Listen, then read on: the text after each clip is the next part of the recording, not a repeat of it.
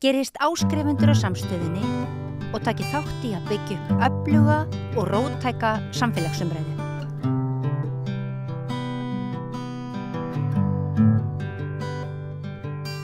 Góðan dag. Því hefur stundum verið haldið fram að Ísland sé velferðarsamfélag og þar þurfi enginn að líða skort. Í dag ætlum við að fjalla svolítið falið málefni sem að heitir fátækt og hingað eru komnar til mín tvær góðar konur sem að þekkja þau mál inn og út og það í fyrsta lagi Ásta Aðalsteinsdóttir sem að hefur þurft að sækja sér aðstoð vegna fátæktar og Guðný Helena Guðjónsdóttir félagsráðgjafi Neyðarhjálparstarfskirkjunnar. Verið báðar hjartanlega velkomnar. Takk. Helena, ég ætla að byrja á þér og spyrja aðeins út í neyðaraðstoð hjálparstarfskirkjunnar. Þú ert þar sinnir því starfi að taka á móti umsóknum frá fólki sem að býr við neyð. Já. Geturðu sagt okkur svolítið frá því?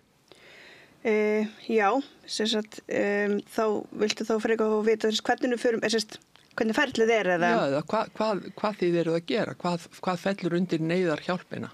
Sko, við erum náttúrulega fyrst og fremst aðstoð með korti bónus og það sem það ef það ekki bónus í nágranna sveitarfélagana, til dæmis út á landi, þá hefur við samt Arjónkort. En þau eru þá skilir þannig að það ekki hægt að fara bara í hvaða búð sem og versla.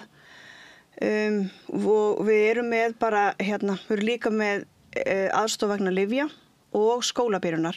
Þetta svona það helsta. Virðast þetta vera helstu kostnaðarliðirnir sem að fólk kvartar undan? Það náttúrulega húsnæði, númer 1, 2 og 3 og svo náttúrulega bara matvaran. Og við erum að aðstoða þegar fólk í fyrsta lyfjaþrepi að því þá borgaru 100% af lyfjaníinu. En svo náttúrulega, gerum náttúrulega alveg undantekningar eins og bara með sýklalyf og þau lyf að þau falla ekki inn í greiðsluþátttökukerfi hjá sjúkratryggingum. Þannig að þá greiðir bara fullt verð sem getur verið mjög, mjög hátt sko. En hverjir eru það sem sækjum hjá okkur? Er þetta skilgreina þann hóp einhvern veginn? Já, en í raun og veru eru allir sem sækjum hjá okkur. En það þýðir ekki að þeir fá allir aðstoð. Við gerum útreikning með öllum og þá fer bara eftir hvort við rétt aðstoð eða ekki. Hvernig metið þið það? Við tökum bara innkomu og útgjöld og setjum þetta upp í svona Excel-skjal og byggjum okkar viðmannatölu á tölum frá umboðsmanni skuldara. Já, það sem umboðsmaður telur þurfa til framfærslu. Já, miðað við þína fjölskyldustærð. Þannig að við erum alveg búin að reikna það út og eins og við byggjum á því, við förum ekki alveg eftir því, en það við getum aðstoð með eins og með greiðslu lyfja, við höfum stundum aðstoð með greiðslu vegna tómstunda fyrir börn, unglinga. Þannig að þá erum við með þá tölu aðeins larri og ég held að þau taki heldur ekki inn í ef það eins og sveitafélög eru með ýmsa styrki, fyrir þetta eftir hverju sveitafélag fyrir sig hversu hátt það Þannig að þetta virðast vera aðalega ef ég fer rétt með einstæðir foreldrar. Nei. Er það ekki þannig? Nei. Það alveg fjölskyldu líka sko. Þannig að við fáum átt spurninguna hverjir það eru og hvort það sé einhver einn hópur frekar en annar. Það nefnilega ekki. Þetta fer bara eftir innkomu og útgjöldum. Þannig að já, svona ef maður skilgreinir það niður sko. Ég ætla að koma aðeins nánar inn á það og eftir hvernig aðstæður eru hjá fólki svona almennt en Ásta, þú ert ein af fjölmörgum sem að hafa nýtt þér neyðarþjónustu hjálparstarfskirkjunnar. Já. Af hverju? Bara maður náði ekki endum saman, þannig að þá þurfti maður að leita sér hjálpar. Hvernig eru þínar aðstæður í dag? Ég einstæð og það eru 3 börn sem að búa á heimilinu hjá mér. Þannig að, já, sumir mánuðir eru erfiðara en aðrir. Og þú ert öryrki, ekki satt? Jú, já. Ég er öryrki. Þannig að innkoman eingöngu örorkubætur og kannski einhver lífeyrissjóður. Já. það örorkubætur og lífeyrissjóður. Já.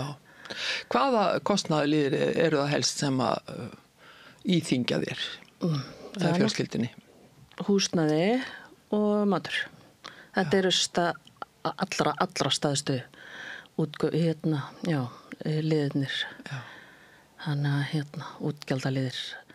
Þannig að það er bara, þó að manni finnist maður eiga alveg fullt af pening í byrjun mánaðins fyrir mat, sko, að þá er þetta mjög fljótt að fara.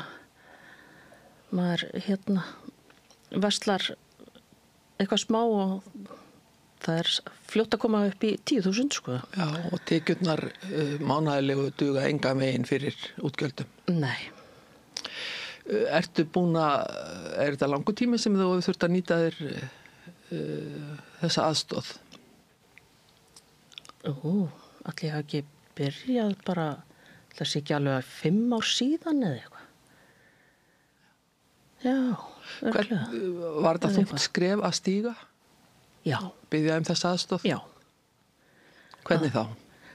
Af því að þá, mann finnst maður hafa brugðist einhvern veginn.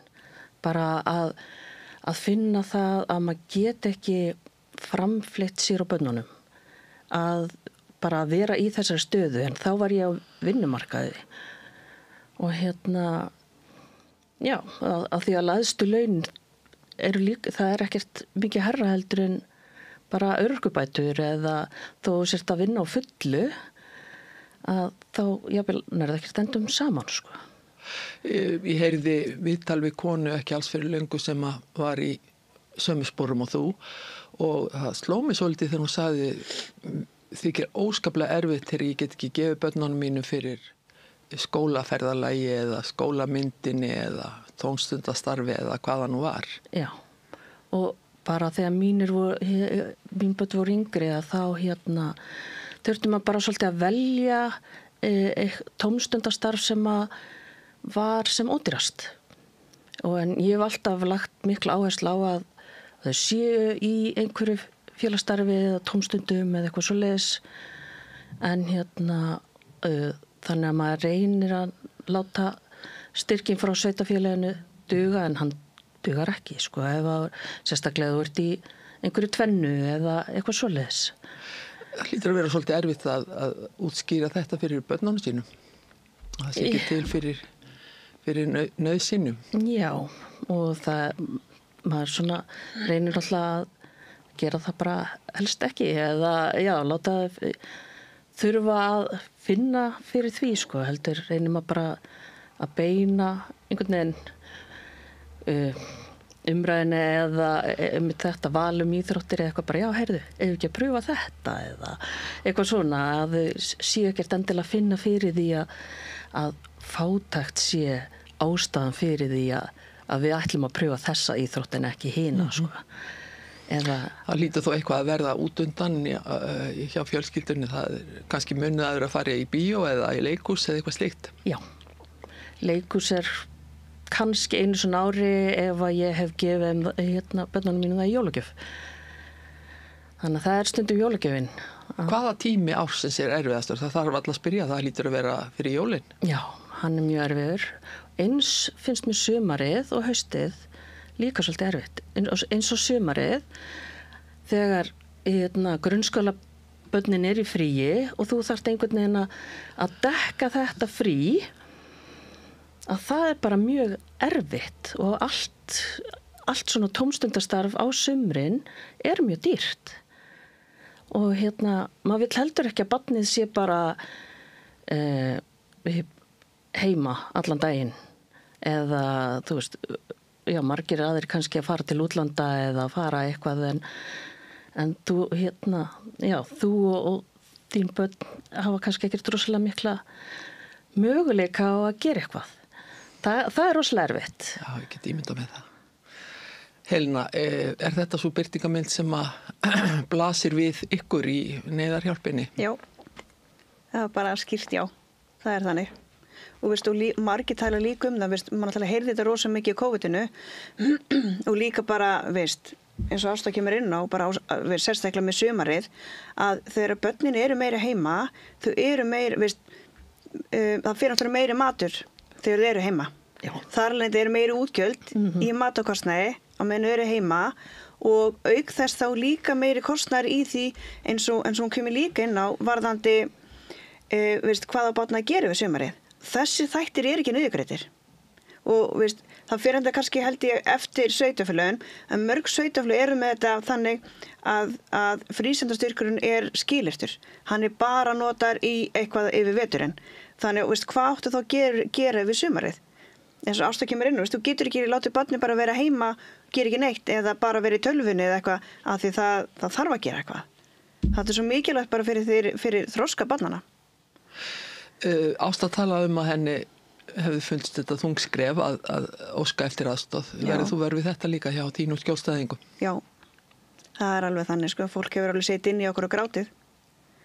Og ég til dæmis byrja sem nemi hjá hjálparstarfinu í COVID. Ég man ekki verið að muna þetta, hvort þetta var fyrsti eða önnur jólin okkar, eftir ég byrjaði þarna.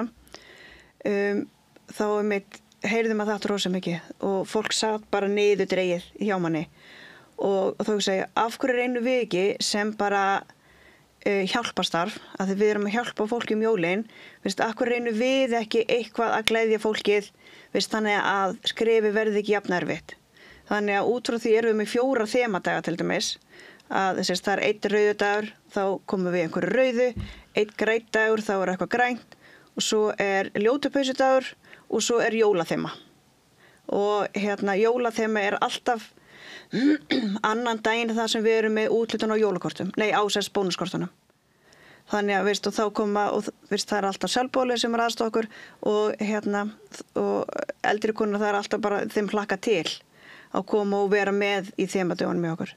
Og þetta er bara, eitthvað sem við getum gert til þess að þess að létta andrúmsloftið. Þannig að verði ekki jafn erfitt að koma inn, fá kortið eða jólagjöfina eða sækja aðstoð hjá okkur.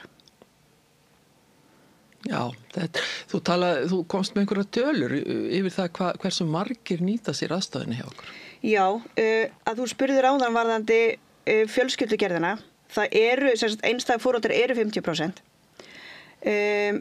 26% eru í sambúð og einstaklingar án barna eru 24%. Hjá okkur er má sjá,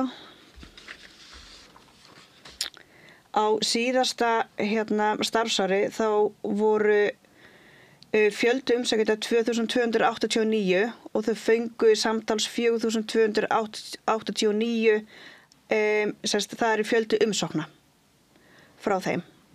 Þannig að sumir fá oftar en einu sinni, eða ekki? Já, jú, og þá enn aftur þá fer það svolítið eftir útreikningunum, en svo inn í þessu er þá ef við erum með lyfjaðstoð og ýmislega svoleiðis. Þannig að einn getur fengið svo margvíslega aðstoð. Þannig að það er svolítið erfitt að svara því oft. Þessi þjóðfélagshópur sem kemur til ykkar, kannski ósanngjarnt að spyrja, en er þetta frekar svona ómennta fólk sem er í láglaunastörfu? Stærstu hlutin, já, en við erum alveg að fá fólk sem er í góðri vinnu, en þá er það bara útgjöldin, þau eru svo mikil að þau ná ekki endur saman. Það var margir gagnrýnda sem er að fara í, greiðslumat, og þá er gengið út frá einhverjum ákveðnum forsendum hvað hlutinir eiga að kosta og fólk fær ekki greiðslumat vegna þess að það getur ekki að geta framflytt sér á þessum launum. Já. En enga síður þá getur það verður að gera það. Það verður að gera það. Já. Það er alveg þannig, Já. Þú getur borgað húsaleigu sem er 300.000 en þú ert ekki að geta greitt á þínu húsnæði fyrir 200.000. Nei. Sem er bara óskiljanlegt. Sérkennilegt, já. Ásta, þú byrði í þínu eigin húsnæði, er það ekki? Jú. En það hljóta þó að vera einhverjar afborganir að því mánaðarlega, væntanlega? Já, bara eins og hjá öllum. Eins og hjá öllum, já. Saman hvort þú leigir eða átt Já, en nú talar Helen að lyfjastyrki og kaupa á skólabúnað og öðru slíku. Hefur nýtt þér það? Já, ég hef þurft að nýta mér lyfjaaðstoð. Það munaði rosalega miklu eftir að sveitafélögin fóru að útvega stílabækur og annars slíkt. Mér fannst allan að muna rosalega miklu. Áður var Þú ég borgar enga síður fyrir það, það ekki? Nei, það er ókeypis, Já. Okay. Hjá öllum sveitarfélögum nema eftir að fyrirgefur sig grípa fram í, nema eftir að skólamaturinn var gjaldfrjáls sem munar náttúrulega gríðarlega miklu líka fyrir barnafjölskyldur, að þá fór Hafnarbær að rukka fyrir skólaföngin ef ég mann rétt. Semst þú ert að borga eitthvað smá pening eða kaupa það sjálfur. En Reykjavík er með þetta gjaldfrjáls. Ásta, ég vona ég sé ekki að ljóstra upp einhverju leyndamáli en börnin þín eru öll búin að fá einhvers konar greiningu sem að þýðir það að þetta hlýtur að vera enn erfiðara hjá þér, líka baráttan við kerfið. Já, og og einmitt, það er alveg, endalusir fundir og annars slíkt sem að maður þarf náttúrulega að sitja og svona til að bara börnin fái þá aðstoð sem að þarf. Já. Hvað er það helst sem að þú lætur mæta afgangi? Er það þú sjálf sem að þarft að líða fyrir það að börnin þín hafi það þokkalegt? Já. Ef ég má orða það þannig? Já. Maður setur sig svolítið mikið bara í annarsæti. Og og þá einmitt ef maður á ekki pening þá bara sleppur maður því að fara í klippingu eða plokkunar litun eða ég hef ekki lit á mér hárið í svo mörg ára að ég man ekki hvernig það var síðast sko. Og maður sleppur því að einmitt eiga kort í ræktinni eða maður sleppur því að hitta vini því að það kostar þó að sé bara að fara á kaffihús eða eitthvað, maður sleppur því að því að maður á bara ekki pening fyrir því. Sumarleifin, þau hljóta líka að kosta sitt ef þú vilt gera eitthvað með börnunum þínu í sumrin. Já, og einmitt minn 14 ára strákur átti einmitt að skrifa ritgerð hvað hann gerði í sumar og honum fannst bara hann eiginlega ekki geta skrifa neitt. Því að hann bara, ég gerði eiginlega ekkert í sumar. Hvernig kemur þetta við krakkana þína? Það er alveg mjög sjamt sko. Og einmitt 12 ára sem að hún langar rosalega til útlanda en hefur aldrei farið til útlanda og ekki þessi 14 ára heldur. Ég rétt náði að fara með 2 elstu einmitt til útlanda áðurna eftir að þau femtust en bara þetta að einmitt þurfa að segja bekkjarfélögunum eða eitthvað því að það eru margir sem að fara jafnvel oftar en einu svona ári eða alltaf á sumrin eða eitthvað bara, nei, ég hef aldrei farið.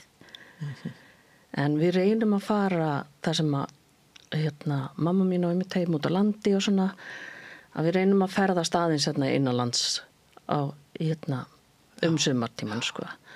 Ég man þegar ég var lítil stelpa þá var nú ekki mikið milli handana eða sem sagt var tölur fátækt á mínu heimili og bara það að geta ekki farið í skíðaferðalagi var svolítið sárt og geta ekki keypt skólamyndina sem var til sölu og svona þetta var eitthvað sem maður þurfti alltaf einhvern veginn að ljúga sig út úr. Ég komst ekki að ég var veik eða eitthvað, sagði ég. En ég get ímyndað mér að þetta sé erfitt fyrir krakkana. Já, og maður reynir sko, ég reynir frekar að sleppa einhverju hjá mér til að leyfa börnunum að fá aðeins meira en þetta er alveg erfitt eða þá einmitt að maður þurfi að vera með og allar þessar safnan eða þú veist að safna fyrir öllum þessum auka útgjaldaliðum að fara einmitt í skólaferðalag og ef þú ert ekki með stórt bakland að þá er þetta rosalega erfitt að vera með einmitt, að safna fyrir einhver hver allar þá að kaupa þetta eða þarf maður þá ekki bara að kaupa frá hinum líka móti þannig að eða á barni að fara að gangi í hús og reyna að selja eða eitthvað þannig að það getur verið rosalega erfitt sko. Helena, kannt þú svona dæmi líka að segja mér frá að þínum skjólstæðingum á þess að nefna nokkur nöfn.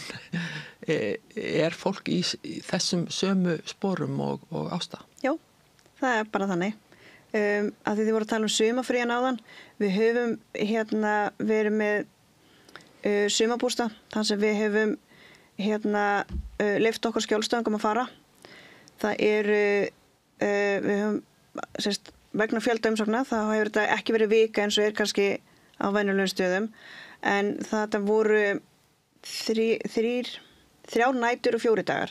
Þú komst þá klukkan 4, þurftu að fara út 11. Og við aðstofum þá með bensínkort til að komast og svo getur verslað í bónus. En það náttúrulega ekki hægt að sækja það og fengið að fara ár eftir ár. En hugsunin með því var til dæmis að bara eins og Ásta var að lýsa að krakka geta þá skrifað eitthvað. Ég fór í sumarbústa, ég fór þangað og við gerðum þetta og þetta var, svona var umhverfið eða eitthvað. Og þá borgum við eina upplifun að hámarki 10.000 sem sagt per fjölskyldumeðlimi undir 18 minnum eða 20. Þannig að til þess að gefa kost á því að geta sagt frá. En svo höfum við líka heyrt eins og kom inn á flesti foreldrar tala það að þeir láti sig sitja á hakanum. Bara senda börnin til leiður eftir 18 ára að fara til tannlæknis. Foreldrar fara ekki sjálfur af því að þetta er svo dýrt.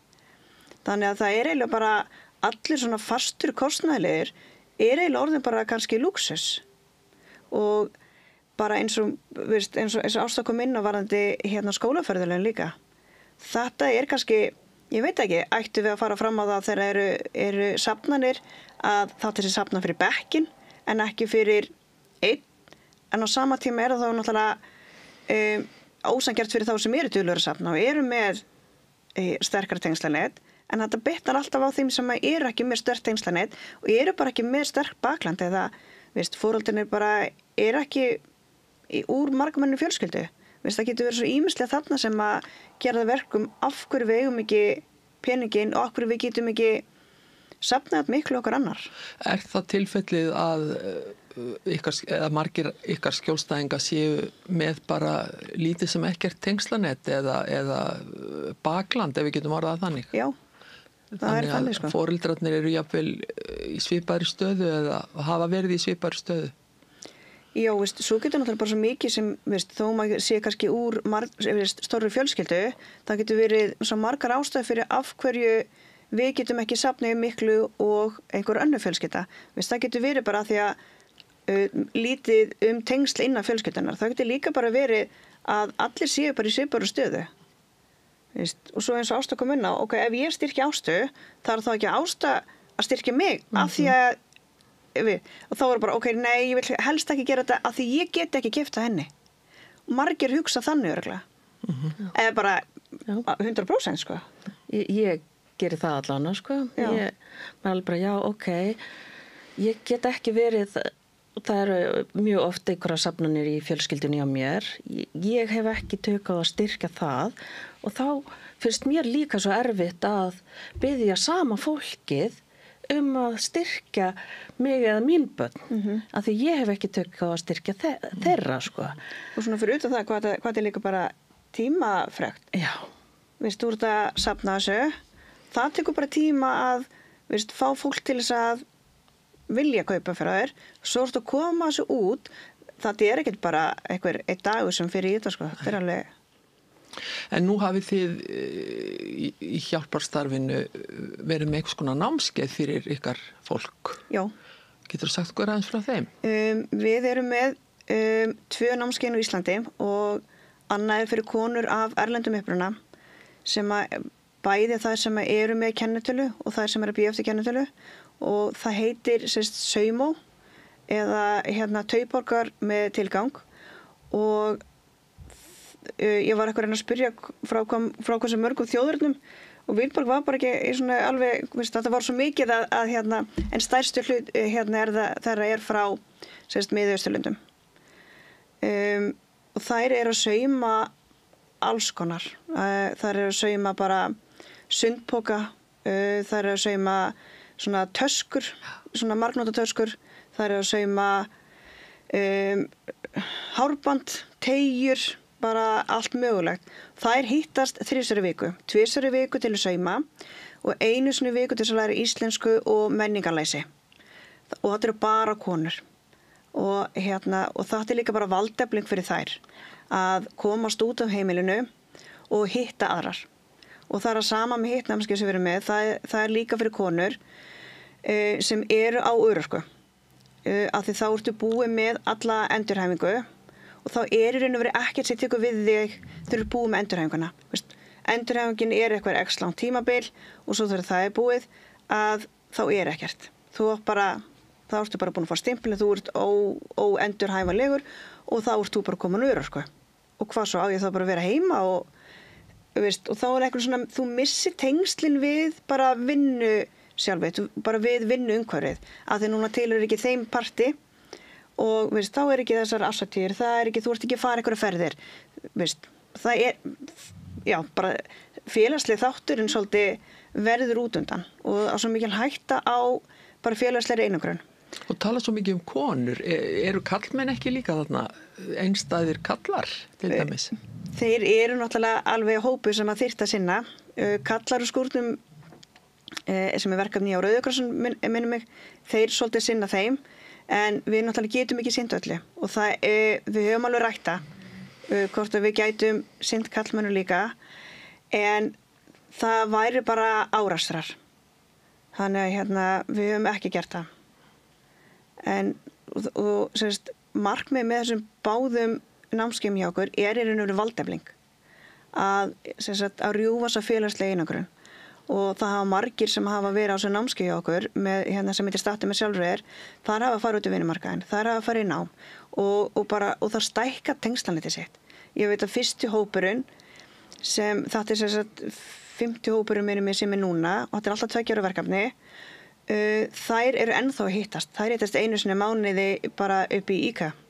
Fóðu sér að borða þar eða kaffi. Þannig að þetta bara, já. Þú fórst á svona námskeið? Já, og það bara gerði rosalega mikið fyrir mig. Og eins ef ég myndi verið sjálfboðaliði í tilgang í hinnu námskeiðinu og það var bara svo gaman að sjá bara hvað þær voru orðnar bara mikla vinkonur og svona að því að annars væri það bara heima og námskeið sem ég fór á að bara þetta að koma sjálfu mér svolítið út úr þægindaramanum að þora að stíga þetta skref og af því að líka af því að fátækt af því að þú neitar þér svo margt einhvern veginn að þú átt ekki bara pening fyrir því að þá yfirleitt þetta félagslega sem að þú skerð fyrst. Þannig að Þarna færðu félagsskap sem kostar ekki neitt. Já. Og bara alls konar fræðslu. Og sumt sem að maður bara hafði ekki pælt í og eða annað sem að bara svona bara til að dýfka þekkingu manns á ýmsu. Og þannig að það var bara virkilega flott, sko. Valdeflandi eins og það stendur. Algjörlega. Helena, þú talaðir aðeins konur af erlendu bergi brotnar. Hvað það einna helst sem að, þetta stór hópur sem að þær eru ykkar skjólstæðingar, þær sækjast eftir aðstoð frá ykkur, fjárhagslega aðstoð. Já. Má ég spyrja bara af hverju þær frekar en aðrir? Þá út frá saumaverkefninu eða? Nei, ég bara almennt, fyrst þær illa staddar fjárhagslega þessar konur? Það náttúrulega, þeir sem að koma til ykkur náttúrulega, þetta rosa barnmarklega fjölskyldur, þau sem eru af erlendum uppruna. Af því að það bara úr þeirra menningu, þá, við þurfum bara að eiga mörg börn, bara svo voru á árum áður, það voru barnmarga fjölskyldur. Og eins og við búin að koma inn að það kostar það mikið. Húsnæðisverðið hátt og þar alveg ef þú átt mörg börn, þá þarftu stærra húsnæði. Þannig að þetta orðið svolítið svona, ég veit ekki hvort maður getur sagt vítringur, þetta svona, kannski vítringur varðandi kostnæðliði. Og já, þau hafa náttúrulega kannski bara margir verða á þýleitinu til að þau náttúrulega eru nýkoma kannski til landsins og þurfa að byggja upp allt innbúið. Þannig að, já. Það er oft verið talað um þessa fátækrar gildru og þú nefndir orðið vítarhingur líka. Já. Er það tilfellið að sumir bara eru fastir í þessari gildru? Já. Ég er líka menntar fjármála með fjármálalæsi og það. Og það er alveg talað um það að þú, ef þú hefur alltaf verið í fátækt, svo ertu komin út úr skuldunum, þú ert búin að vinna þú út úr þeim kafla og þá er þetta svona eins og við vorum að koma inn áðan og hvað svo? Hvað tekur þá við? Nú að eitthvað hellinga pening, hvað getið þá gert? Og það eru rosa margir sem að detta eitthvað í það að safna skuldunum bara aftur, af því þetta er eina mynstri sem ég þekki. Og ég var að hugsa á leiðninga, til dæmis þegar ég var í grunnskóla, það var ekki fjármálalæsi. Þegar börnin mín voru í grunnskóla, það var örugglega komið eitthvað smá inn á það, þau eru nú ekki gömul, eru kringu 25, og það var held ég einn áfangi menntaskóla og þá var bara, hvers virði er ég? Þá áttu þau að skrifa hvers virði fötu þeirra voru og það sem þau áttu. En það vantar þetta, í dag er náttúrulega rosalega lítið bréfpeninga. Þetta er ótrúlega hættulegt þegar þau eru komið með kortið til síman og þú verður einhvern minna var við það hvað þú ert að eyða. Að þú bara setur símaðinu upp á næsta posa. Þú sérðir henni verið ekki peningi fara úr veskinu eins og var áður en að kortin komu. Og líka bara þegar þú getur setið upp í sófa eða upp í rúmi með símaðinu eða með tölvunni eða iPadinu hvað sem er og þú getur verslað á okkur síðum og það er komið heimtíð nokkur dögum seinna. Og þetta er svolítið hættuleg þróun af því að þá, ef þú eyðir of miklu, þá ertu komin í vítering, þú ertu að taka smálán og vextinir eins og við vitum er náttúrulega bara gigantískir, þannig að þetta vindur svo mikið upp á sig og heldur í raun að vera alltaf á sama stað. Og það er svo erfitt og bara í öllu kerfi, hvort sem þú ert hjá TR eða hjá félagsþjónustu eða eitthvað svoleiðis, allt er svo skilyrt.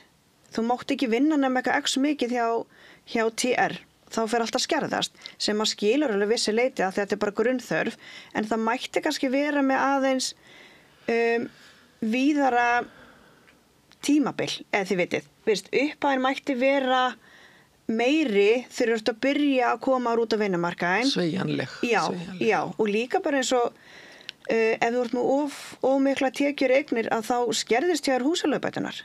Þannig að staðan verður svo erfið eins og þú komst inn á það bara með fyrir þá sem eru í láglaunastarfi, þeir eru að reyna að vinna til þess að koma sér bara upp betra lífi, að þá skerðist alltaf eitthvað. Þá skerðist húsaleigubæturnar og svo tók HMS til og þau hækkuðu grunn framfærslu húsaleigubóta að þá kom til þess að sporna við hækkun og húsaleiguverði og öðru og þá skertist sérstakar húsaleigubætur frá sveitarfélagi af því þau eru með ákveðin viðmið sem var þú mátt ekki fara yfir þessa upphæð. Þannig að vítahringurinn einhvern veginn helst áfram í kerfinu sjálfu, þó að einn liður reyni að leysa vandan, að þá eru aðrir sem að setja einhvern veginn bara upp, ég veit ekki hvort við getum sett meiri hindranir, en það verða meiri hindranir. Þegar ég var á leigumarkaði þá fékk ég sérstakar húsaleigubætur, svo hækkuðu húsaleigubæturnar, en það skipti engu máli því að þá fékk ég bara minni sérstakar húsaleigubætur. Þannig að upphæðin var svo sama fyrir mig. Þannig að það hjálpaði mér ekki neitt. Þetta fór bara úr einhverjum öðrum vasa í næsta vasa eða alveg framhjá mér, sko. Ég hjó eftir því sem þú sagðir, Helena, um fólk sem að væri kannski að eyða peningunum í einhverja vitleysu innan gæðsalapa. Já. Getið þið eitthvað fylgst með því þegar þið eruð að veita styrkina, hvort að fólk er að eyða peningunum í einhverja vitleysu og er þar að leiðandi komið í þessa fátækrar gildru svo kallu? Sko, einfalda svari er nei. En í þeim tilfellum þar sem fólk sýnir manni heimabankan, það var til dæmis kona hjá mér í gær og hún var erlendum uppruna og ungu maður var að tólka fyrir hana og hún bara, býta eins, ég ætla bara að sína þér heimabankan og ég ætla bara að þakka henni kærlega fyrir að treysta mig fyrir því og hún bara, sjálfsagt, þú má bara sjá þetta, ég á ekki pening, þú má bara sjá, ég er ekki eyði ykkur vitleysu og meina aðrir eru, veist,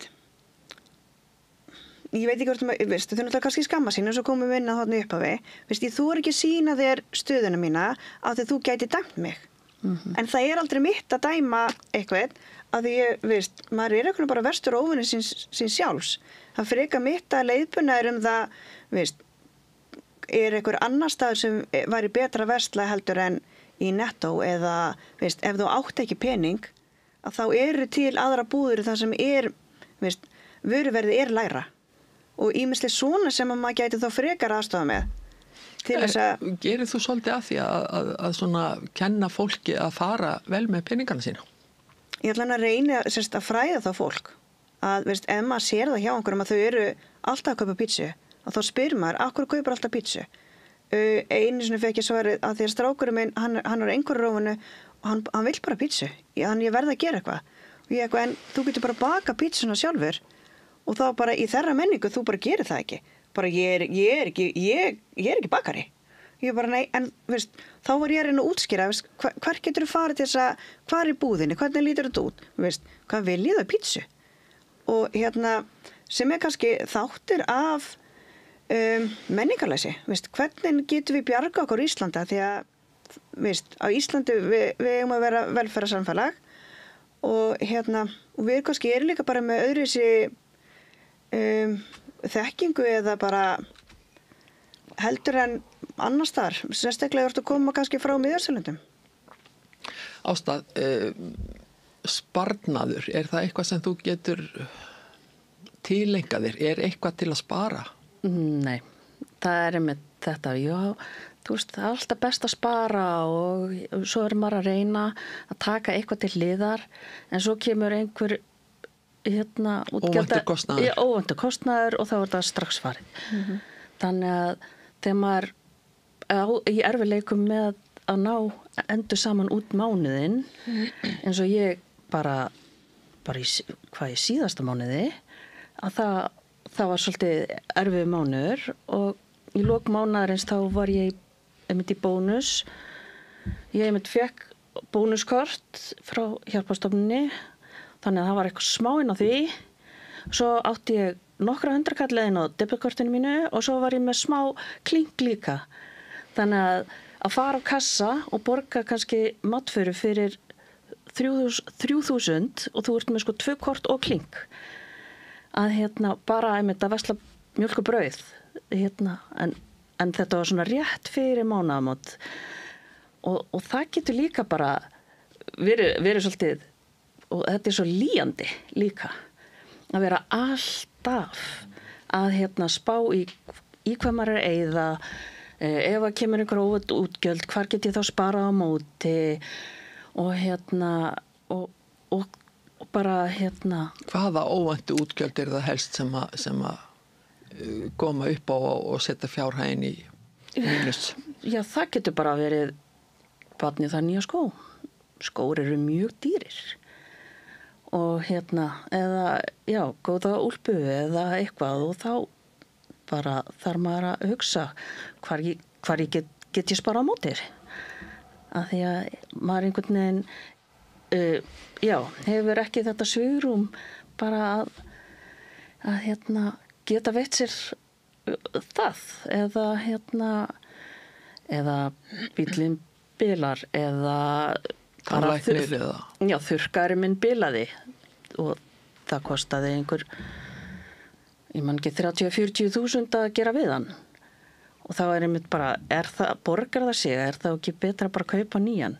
Já, nýr er 100 skall eða eitthvað, ég átti ekki 100 skall fyrir nýjum, sko. Þannig að það gefst ekkert svigrúm til þess að safna peningum? Nei. Í einhvern varasjóð? Nei, og ég mynd, núna er eitthvað auka hljóð í þvottavélinni minni, þannig að ég ætla að pröfa að skrúa hana í bakliðina í sundur og kíkja hvort að eitthvað sé fast í tromlunni eða eitthvað. Maður reynir að bjarga sér allt svona sjálfur af því að það bara kostar svo mikið pening að fá einhvern iðnamann eða þeir mynd gera við hlutina. Hvaða máli skipta þessi styrkir sem þú fær frá neyðarþjónustu hjálpar starfskirkjunnar? Rosalega miklu máli.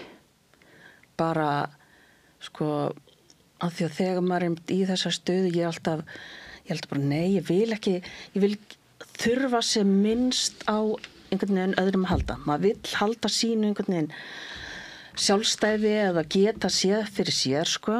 Þannig að ég er oft bara endalaust að hugsa einhverja leiðir sem að hvernig get ég eignast meiri pening? Eitthvað sem er til heima sem ég get selt? Eða get ég búið til eitthvað til að selja? Eða get ég sparað einhvers staðar til að eignast, meiri pening? Og endalaust svona, sko. Og þetta getur verið, þetta er líka mjög lýjandi að þurfa endalaust að vera að hugsa þetta, sko. Og það er okkur líka bara full vinna. Já. Veist, hvað get ég selt, veist, og reyna að koma því í verð, að reyna að koma því í sölu og veist, þú ert kannski að fá fólk heimtíðin og svo vill maður það ekki. Þannig að þetta allt svona vindur upp á sig. Já, hvað allir sé 4 ár síðan ég flutti eða eitthvað. Ég held að ég geti talið þá einstaklinga sem hafa komið inn á heimili mitt á annarri hendi sem ég þekki. Að því að maður bara skamma sín. Fyrir hvað? Að bara eiga ekki hvað maður segja efni á ýmsu eða húsnæði sé ekki eins og maður vill eða eitthvað svona, sko. Og það tekur náttúrulega bara miklu lengri tíma eða bara að safna fyrir málingu eða geta málað hjá sér. Og þannig fannst þér erfitt þegar ég leitaði til þín og baði að koma fram í þessum þætti? Nei, ekkert rosalega, sko. Að því bara námskeiðið sem ég fór á hefur hjálpað mér rosalega mikið. Bara að, þetta er staðan í dag. Ég þarf ekki að skammast mín. Ég hef gert allt sem ég get og þetta er ekki staða sem ég kom sjálfur mér í þannig séð. Fólk getur dottið út af vinnumarkaði af ýmsum ástæðum og það er ekkert til að skamma sín fyrir og maður á ekki að þurfa að skamma sín fyrir að leita aðstoðar en það er samt oft bara einhvern veginn fyrsta tilfinningin hjá manni og bara að komast út úr því að þetta er ekkert sem að maður þarf að skammast sín fyrir og að geta rætt þetta. Er fólk, er það, svo ég bara tali hreint út, er það að skamma sín fyrir að sækja aðstoð til ykkar? Já, maður hefur alveg heyrt það og eins og komið inn áðan þess vegna erum þess að þemata til dæmis fyrir jólin til þess að gera þetta aðeins bærilegra en svo náttúrulega bara sem betur fyrir einn og eitt sem með sama hugsunátt ástæða að það er svo mikið sem getur komið upp og sem gerir það verkum af hverju ég er í þessari stöðu sem ég er í dag. Við ræða þá oft á námskeiðinu að lífið kemur fyrir okkur og við höfum valkosti. Valkostin okkur er ekkert endilega góður slæmur. Þú getur verið með 2 góða en þú getur líka verið með 2 slæma.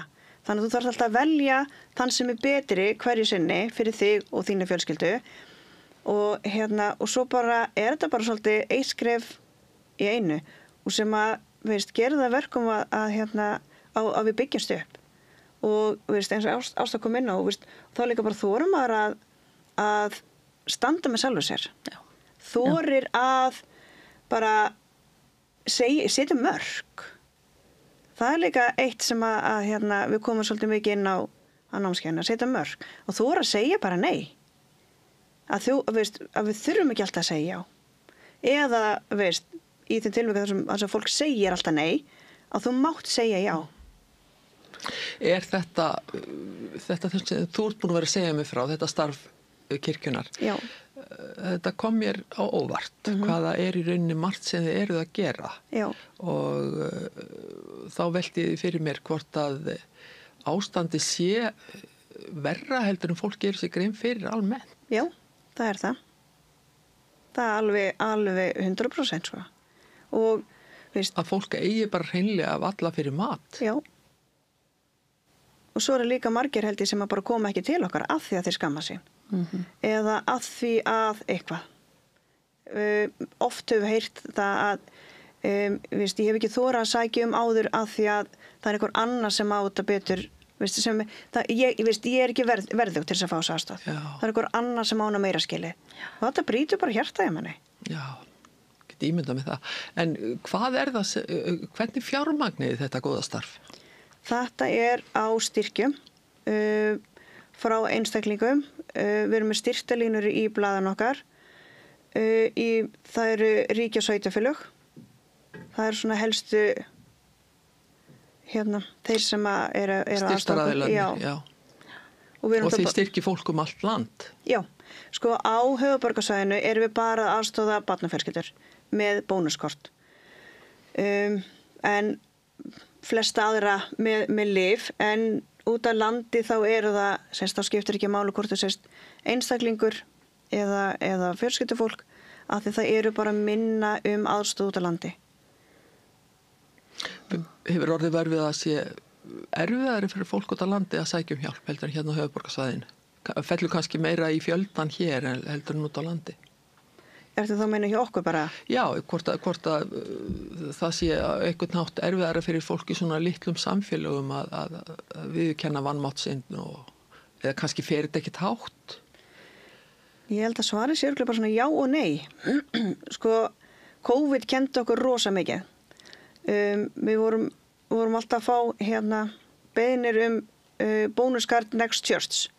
Og það var eina sem stóð. Við vissum ekkert hvert áttu það sendakorti, hver óska eftir kortinu. Þannig að við fórum svolítið í það að þróa umsóknarform á netinu. Þannig að sem náttúrulega gerir það verkum að það er auðveldara fyrir alla að sækja. Og ef einhver er að setja fyrir sig, hann vill ekki tala við prestin í sínu nærumhverfi, þá getum við við sendum þá kortið í flestu tilfellum til næsta prest sem hringir svo bara í viðkomandi og þá er prestur líka komið með tenginguna við fólkið, kannski fólki sem er ekki að fara í kirkjunar og getur þá líka gripið inn í eins og Ásta kom inn á ef það kemur eitthvað stórt fyrir, ef það verður einhverju missir í fjölskyldunni eða eitthvað svona sem að krefst mikilvæg fjárútlanda, þá getur presturinn aðstoðað eða bent viðkomandi á rétta leiðir. Ef að fólk óskar ekki eftir að fá kortið til prestana, þá höfum við senda á félagsþjónustunar. Af því það er náttúrulega bara sveitarfélag og þá er líka komið tenging í velferðarþjónustuna.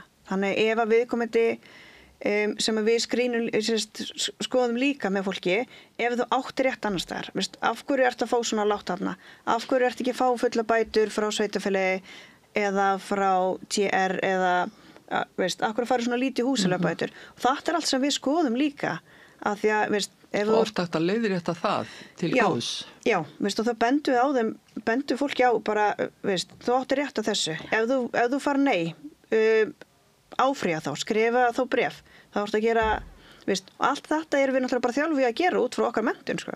Hjálpa manni með að sækja ýmis réttindi sem maður á bara rétt án þess kannski með að vita það. Og hvað þá einmitt fólk sem kannski kemur annars staðar frá, sem að þekkir bara ekkert inn á kerfið. Það lítur að vera einmitt, mjög... Er það einhver, hvað ég segja... Er einhver tímabil að undanförnu eða í samfélaginu sem eru erfiðar en önnur? Nú talaður COVID. Já. Það hefur væntanlega komið einhver fjölgun á umsóknum til ykkar eftir COVID. Já. Þykist ég vita. Já. Og væntanlega þá, ef það er eitthvað ákveðið atvinnuleysi í samfélaginu og slíkt, þá kemur það harðar niður á fólki. Já, það er alveg þannig. Þið finnið alveg fyrir svona sveiflum. Já. Og ég held að allir finnir bara fyrir þeim, sko. Og sérstaklega kannski þeir sem eru í umönnunarstörfum og láglaunastörfum, að eins og það var í fréttunum bara, hvort það var bara fyrra á þessu ári eða í fyrra, að það voru svo margir sem var að breyta hjá sér þrifunum og hverju mistu þá vinnuna. Fólki sem vann við þrifin og þá voru fyrirtæki þá að breyta. Já, og þá voru þetta orðið þrifa fyrirtæki sem var að koma og þau komu bara exoft og veist, það svona ýmislegt sem að gera það verkum á hverju bara lífið skerðist hjá fólki við ýmislegt svona líka, sko. En svo við snúum okkur aðeins jákvæðara umræðu efni og þá hljóta náttúrulega vera líka gleðilega stundir í starfinu þínu þar sem þú sérð fólk kannski komast út úr þessum vítaring. Já, og það var einn sem hafði komið til mig til dæmis hafði ekki komið oft en voru ofta að leita bara ráðleggingar líka, fyrir utan að fá bónuskort. Hún pantaði tíma með mér bara þess að láta mig vita hún var að koma með vinnu. Hún bara tóka fram í tölvupósti, ég vil ekki neitt frá þér. Mér langar bara að hitta, mér langar að segja svolítið og ég bara ok. Og ég hef alveg fengið fleiri svoleiðis símtöl og maður bara svona, þetta yljar hann í hjartanu. Ég hef myndið sendinni skilaboð þegar ég núna komin í hlutastarf og hef ekki verið á vinnumarkaði, ég veit ekki hversu lengi. Til hamingju. 5 eða 6 ára eða eitthvað. Og ég alveg bara, ég einhvern veginn bara svona, ég var svo ánægð og ég alveg bara, ég verð að segja heilinu frá því, sko. Af því að mann langaði einhvern veginn að segja frá þessum, að gleði fréttum einhvern veginn, að vera komin í eitthvað smá starf, sko. Og það gerir líka svo mikið einhvern veginn bara fyrir bara svona sjálfsmyndina og sjálfströstið og að því að við viljum öll einhvern veginn tilheyra. Já. Við viljum tilheyra einhverjum svona hópi, við erum bara félagsverur í grunninn og bara þetta og mér hlakka svo til að fá núna fyrsta skipti í svo langa tíma bara launaseðilinn núna mánaðamótin, sko, að og þá ég farin að tilheyra og vera vinnufélagi. Ég ekki bara mamma, nú ég líka vinnufélagi. Og sem betur fer fullt af starfi bara í samfélaginu sem að gerir manni kleift að tilheyra einhverjum hópi. En það líka skref að stíga til að fara kannski einn og í eitthvað félagsstarf og kynnast fólki og margir náttúrulega bara einangrast heima og ég alveg viss það að ég væri ennþá heima ef ég hefði ekki farið á námskeiði, sko. Og einmitt á námskeiðinu og bara þetta að ég fer stundum í kirkju og núna einmitt í sérstökum kirkjuhóp og bara að fara út fyrir þægindaramman og stíga fram fyrir framan annað fólk og tala. Það var rosalega stórt skref fyrir mig. Og svo kemur þetta bara, þetta verður svona, maður verður alltaf minna og minna stressaður einhvern veginn. En mér finnst þetta ennþá rosalega erfitt, en þetta gefur mér svo mikið. Já. Þannig að þetta námskeið hefur gefið mér rosalega mikið. Helena, svona endingu, ef einhver að hlusta á okkur núna eða horfa sem að virkilega þarf að hjálpa að halda, hvað getur hann gert? Ég myndi ráðlega að fara bara inn á help.is. Help.is? Já, og sækjum aðstoð. Það líka lítil dálkur þar sem hægt að skrifa texta og ef það eitthvað annað sem fólk veit koma framfæri. Svo erum við með opinn tíma á miðvikudögum á milli 12 og 3, þar sem fólk getur líka komið og sótt hjá okkur. Já. En náttúrulega ef það hefur ekki, kemst ekki eða býr út á landi, þá það help.is. Og hvar eru þið til húsa? Við erum í Grensáskirkju að Háleiðisbraut 66, segir maður rétt.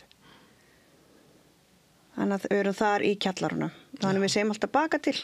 Hljómar ekki vel að segja við erum í kirkju, við erum í kjallarunum þar. Þannig við segjum, já. Maður þarf að fara mitt bakvið. Já.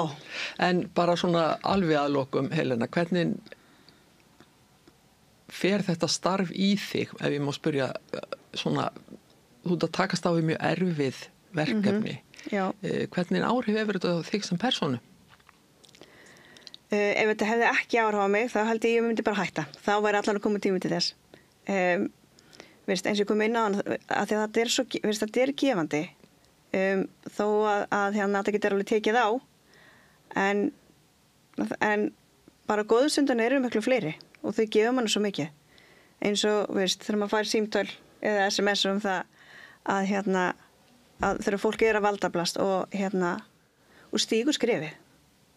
Og líka bara við reynum þegar fólk á ekki lengur rétt hjá okkur og þá bara svona, maður sér alveg á þeim og þau sé ekki alveg sátt við það, þá reynum maður frekar að ekki bara, þú átt ekki rétt og bara loka hurðinni, heldur bara og gera það gleðilegt og bara til hamingju, þú þarft ekki að koma til mín, þú þarft ekki að sjá mig aftur.